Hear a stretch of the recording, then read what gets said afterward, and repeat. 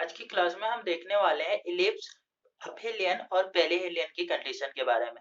जो हमारा अपशोर और उपशोर की जो कंडीशन होती है, इनके बारे में जानेंगे कि अपशोर क्या होता है, उपशोर क्या होता है, दैट मीन्स अपेलियन और पेरिहेलियन क्या होते हैं, और इलिप्स इलिप्टिकल जो हमारा पाथ है, इसके ये क्या होता है, दीर्घवृत्ताकार पाथ, ये क्या होता है। तो ये सारी चीजें के बारे में डिस्कस करने वाले हैं। क्लास को स्टार्ट करते हैं। पहले तो देख लेते हैं कि जो हमारे जो प्लेनेट होती है, जो ग्रह हैं, वो क्या करती हैं, सूर्य के चारों तरफ दीर्घवृत्ताकार पाथ में परिक्रमा करती है। दीर्घवृत्ताकार पाथ कैसा होता है, तो ये ऑबलेट शेप में आपका क्या करती है कि ऐसे दीर्घवृत्ताकार दैट मीन ऑबलेट शेप में ये अपनी ऑर्बिट बनाती हैं, जिस ऑर्बिट में क्या करती हैं, सूर्य के चारों तरफ परिक्रमा करती हैं।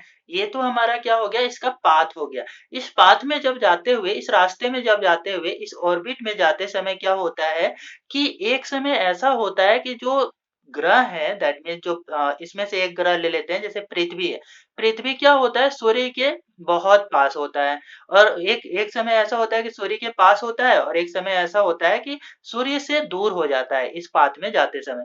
तो जब ये सूर्य से पृथ्वी पास होता है, तो उस कंडीशन को बोला जाता है उपसौर वाली कंडीशन। उपसौर दैट मीन्स पेरिहेलियन बोला जाता है। और इस समय सूर्य और पृथ्वी के बीच की दूरी कितना होती है, 91.5 मिलियन माइल्स। इतना हमारा क्या होता है, इसके बीच की दूरी होती है। और यही जब अपने पाथ में एंटी क्लॉकवाइज डायरेक्शन में जाती है, तो एक कंडीशन ऐसा होता है जिसमें क्या होती है कि ये जो है कि सूर्य से बहुत दूर होती है पृथ्वी। तो ये क्या है, कितना दूरी पे होती है, तो 94.5 मिलियन माइल्स, इतना दूर हो जाती है।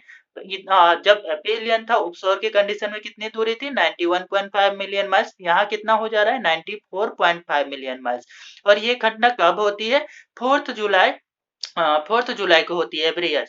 तो ये हमारे दो कंडीशन हो गए। दैट मीन्स यहाँ पे देखने से हमें ये समझ में आ रहा है कि पृथ्वी जो है वो सन से कब पास है, उपसौर वाले कंडीशन में। और उपसौर कब हो रहा है, 3 जनवरी को।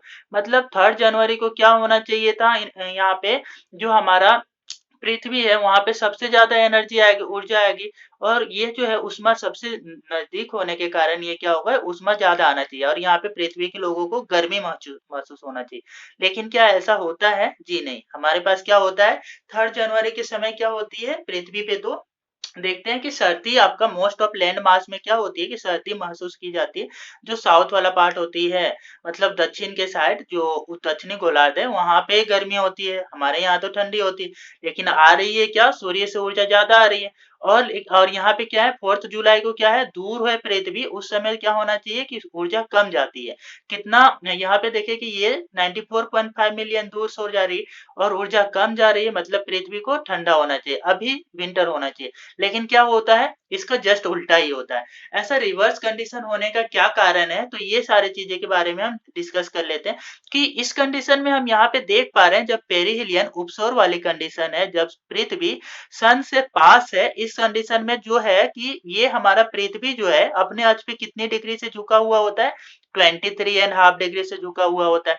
23.5 डिग्री से झुका होने के कारण 3 जनवरी के समय जो हमारा देखते हैं कि कौन सा पार्ट जो होता है सूर्य की रोशनी के वर्टिकल होता है, दैट मीन्स लंबवत होता है, दक्षिणी गोलार्ध का भाग। दक्षिणी गोलार्ध का जो भाग होते हैं वो क्या होते हैं, आपका सूर्य से लंबवत किरणें दक्षिणी गोलार्ध में पड़ती है। और दक्षिणी गोलार्ध में क्या है, बहुत ज्यादा ओशियन है। Ocean that means water bodies है, पानी का क्षेत्र है। तो इसमें क्या है कि वाटर जो है बहुत स्लोली स्लोली गर्म होता है। इस समय 7% एक्स्ट्रा एनर्जी आती है। मतलब उपसौर के कंडीशन में ना सूर्य से 7% अधिक पृथ्वी पे ऊर्जा आ रही है। लेकिन ये जो ऊर्जा है ये समुद्र के पानी द्वारा सोख ली जाती है, एब्जॉर्ब कर ली जाती है। और ये जो है कन्वेक्शन साइकिल के द्वारा ही ये जो वाटर होती है वो गर्म होती है। इस कारण से ये अंदर तक से गर्म होती हैं, डीप वाटर तक गर्म होंगी तो ये ज्यादा एनर्जी यूज कर लेती हैं।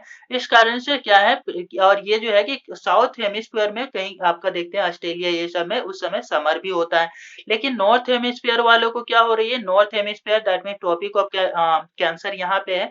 ये तो ट्रॉपिक ऑफ कैप्रिकॉर्न था साउथ हेमिस्फीयर में, यहाँ पे गर्मी हो रही थी। लेकिन नॉर्थ वाले में उस समय क्या हो रहा होता है, ठंडा होता है। नॉर्थ में हम क्या होते हैं, 3 जनवरी में यहाँ पे हमारा अधिकतर लैंड मास है, नॉर्थ हेमिस्फीयर में अधिकतर लैंड मास है जिसमें अधिकतर कंट्रीज है। तो अधिकतर कंट्रीज यहाँ पे है, उस समय अधिकतर कंट्रीज में क्या होती हैं, मोस्ट ऑफ कंट्रीज में विंटर चल रहा होता है। क्यों? और ये क्या है, यहाँ पे जो सन की लाइट होती है वो स्लैंटिंग आती है। स्लैंटिंग आने के कारण यहाँ पे देखते हैं कि ये जो है नॉर्थ हेमिस्फीयर में ठंडा होता है 3 जनवरी को। और ये देखते हैं कि जब ये परिक्रमा करते हुए दीर्घवृत्ताकार कक्ष में जब यहाँ पे आई एफिलियन वाली कंडीशन ऑफशोर की अवस्था में, इस कंडीशन में ये आपको 4 जुलाई में पहुंच रही है, यहाँ पे 7% कम एनर्जी आ रही है। उस समय क्या होती है, जो हमारा दक्षिणी गोलार्ध है, ट्रॉपिक ऑफ कैंसर वाला पार्ट, भूमध्य रेखा के जो हमारा सॉरी उत्तरी गोलार्ध है, वो क्या हो रहा है कि आपका सूर्य की तरफ झुका हुआ है और दक्षिणी गोलार्ध क्या है, सूर्य से दूर है। इस कारण से देख पा रहे हैं कि यहाँ पे क्या है, उत्तरी गोलार्ध में वर्टिकल रेज आएंगे, दैट मीन्स लंबवत किरणें आएंगी। लंबवत किरणें क्या करेंगी, उत्तरी गोलार्ध को गर्म करेंगे। इस कारण से उत्तरी गोलार्ध में इस समय क्या महसूस की जाती है, समर महसूस की जाती है। रेज उष्मा तो कम आ रही है, लेकिन ये जो लैंड मास को ज्यादा हीट कर रही है, क्योंकि इसमें लंबवत किरणें यहाँ पे पड़ रही है। और स्लैंटिंग कहाँ पे पड़ेगी, जो स्लैंटिंग है वो आपका रेज कहाँ पड़ेंगी, दक्षिणी गोलार्ध में पड़ेंगे। तो दक्षिणी गोलार्ध से तो हमें उतना मतलब नहीं होता, क्योंकि मोस्ट ऑफ लैंड मास कहाँ पे होती है, नॉर्थ में हेमिस्फीयर में है, दैट मीन्स उत्तरी गोलार्ध में। तो उत्तरी गोलार्ध में लंबवत किरणें आने के कारण यहाँ पे 4 जुलाई के समय आपका समर होता है। ये तो कंडीशन हो गए समर और विंटर से रिलेटेड।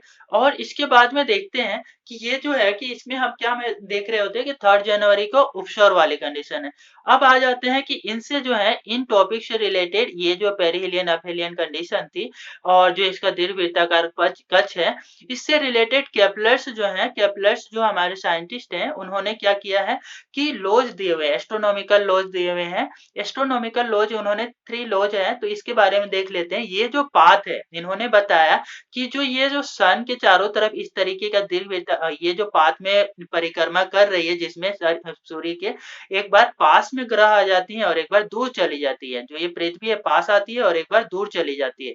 तो ये जो पास आ रही है और जो दूर जा रही है, और इनसे जो पाथ जो क्रिएट हो रहा है, वो कैसा पाथ होगा, इलिप्टिकल पाथ होगा। तो ये इन्होंने बताया। ये क्या बता रहे हैं, the orbit of the planet is an ellipse. ये क्या बता रहे हैं कि इलिप्स इलिप्टिकल पाथ होगा किसी भी ग्रह का path, orbital path with the sun at one of the two foci.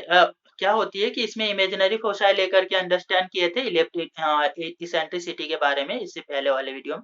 तो इसेंट्रिसिटी में देखे थे कि ये जो थे हमारे क्या है कि जो इमेजिनरी सन लिए थे और दोनों का फोसाई क्या होता था कि अलग अलग होते थे, उनको डिवाइड करते थे, तो लेस देन वैल्यू 1 आने से आपका ये आपका इसेंट्रिसिटी होता है। तो सिंपल सा हम लेते हैं कि जो पाथ है ना, वो क्या है कि इस तरीके से पाथ को बोला जा रहा है इलिप्टिकल पाथ, है ना।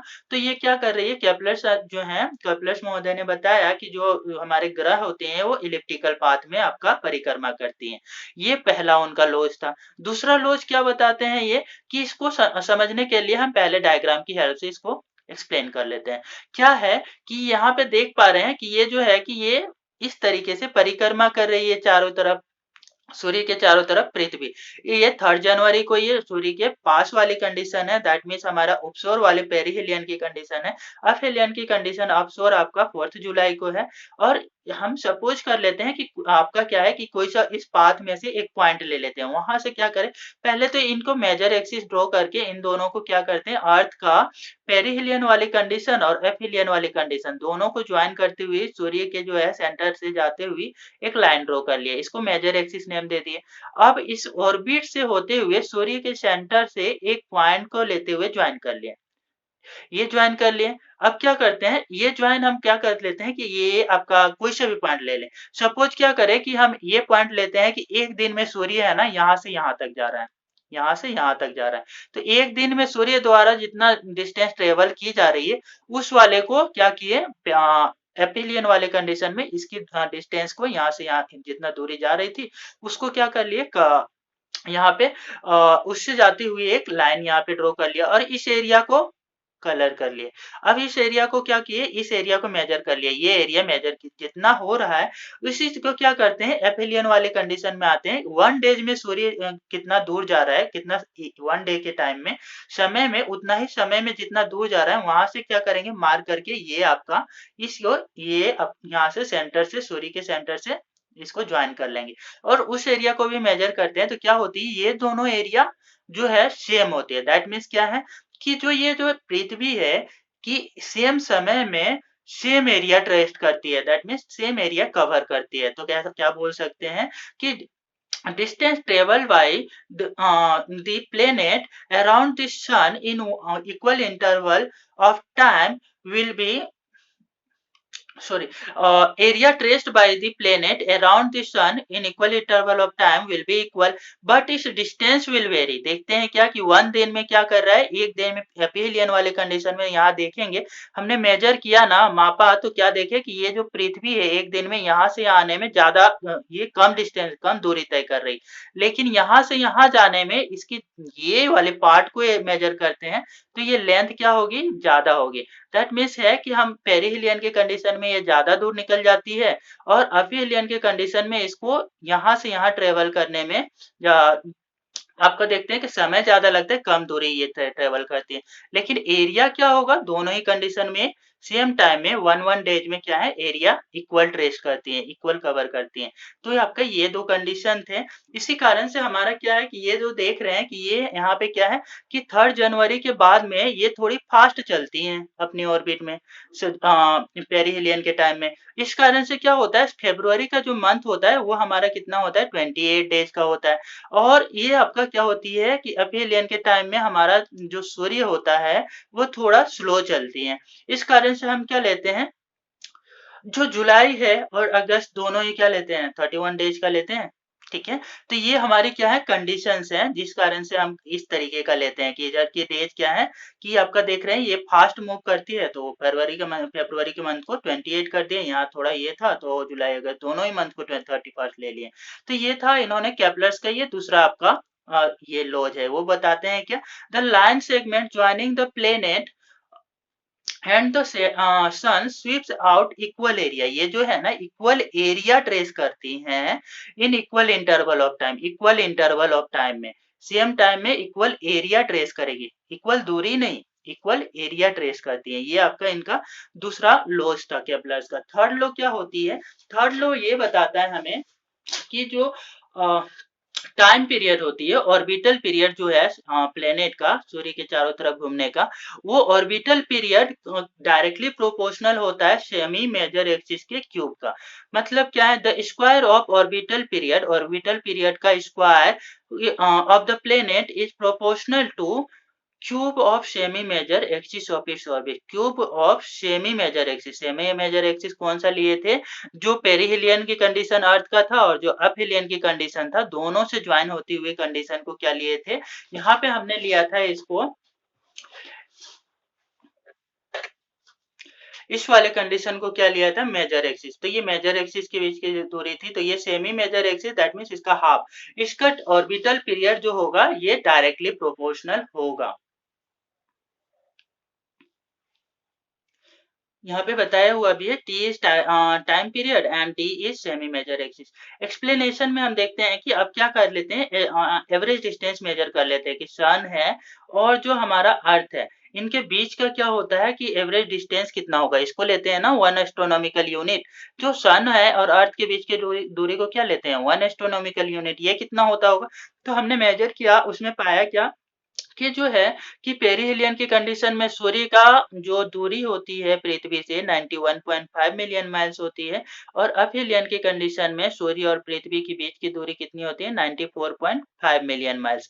अब क्या करें इनका एवरेज डिस्टेंस फाइंड कर ले, एवरेज के लिए दोनों को ऐड करेंगे और 2 से डिवाइड करेंगे तो इससे हमें कितना मिलता है 93 मिलियन माइल्स। यही 93 मिलियन माइल्स क्या होती है इसी को लेते हैं 1 astronomical unit. That means 1 astronomical unit is the distance between the earth and sun. तो ये हमारा आज के क्लास में बस इतना ही। आगे की क्लासेस में हमारे साथ बने रहने के लिए कृपया इस वीडियो को लाइक शेयर और सब्सक्राइब कर लीजिए और इसके लिए जो है एस्ट्रोनॉमी के लिए एक प्लेलिस्ट क्रिएट की हुई है, तो टॉपिक वाइज़ ये सारी चीज़ों को कवर करने के लिए कृपया उस प्ले को एस्ट्रोनॉमी की जो प्लेलिस्ट है उसमें से जा कर के आप ये सारे वीडियोज़ के one by one cover up कर सकते हैं सारे टॉपिक।